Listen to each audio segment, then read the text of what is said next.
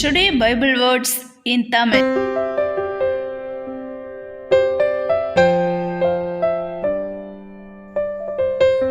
இன்றைய வசனம்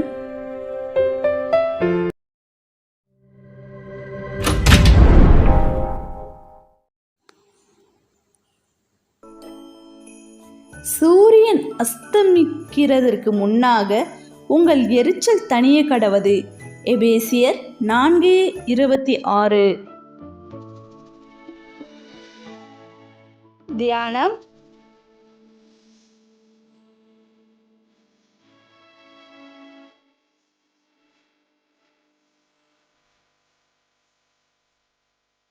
கிறிஸ்துவுக்குள் பிரியமானவர்களே, இன்றைய தினத்தில் நாம் தியானிக்க எடுத்துக்கொண்ட வார்த்தை எபேசியர் 4:26.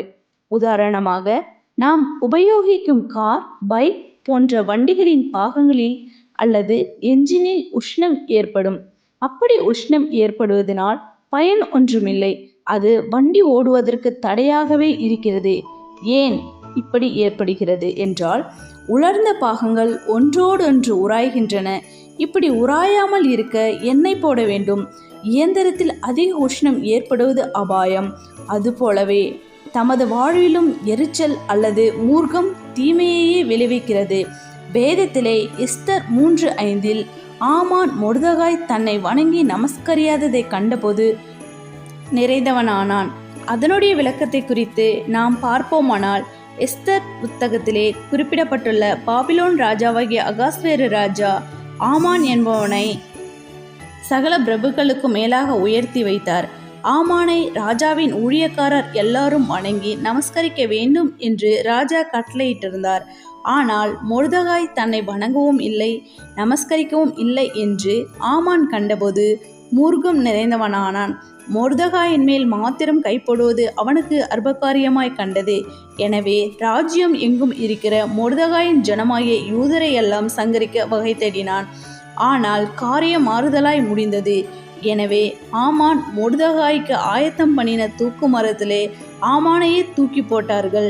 ஆமானுடைய வாழ்க்கை ஏன் அப்படி முடிந்தது? ஏனென்றால் அவனுடைய மனதில் உண்டான ஒரு சின்ன எரிச்சலால் தானே. அதேபோல் நமது வாழ்விலும் ஏதோ ஒரு ஏமாற்றமோ, பிறர் நன்றி இல்லாமலோ அவமரியாதையாகவோ நடந்து கொள்கிறார்கள் என்ற எண்ணமே நமக்குள் புகுந்து எரிச்சல் ஏற்படுத்தும். அது நமது வாழ்க்கை ஓட்டத்தை சௌகரியமாக செல்லாதபடி தடை செய்கிறது.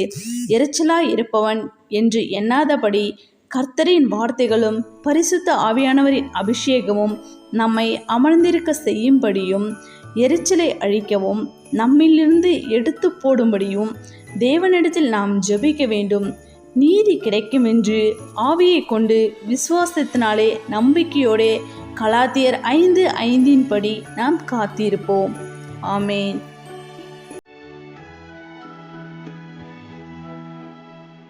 ஜெபம்.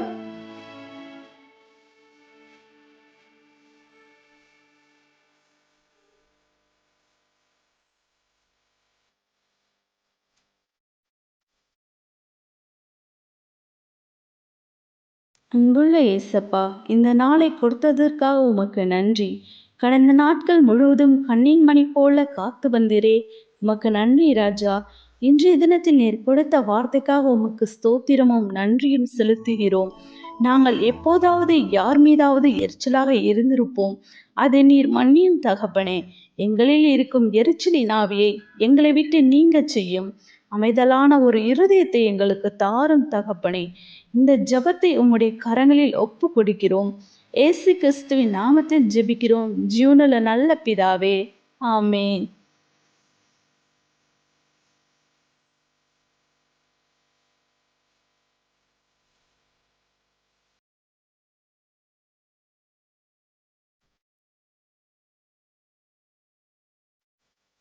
தேவன் தாமே உங்களை ஆசீர்வதிப்பாராக.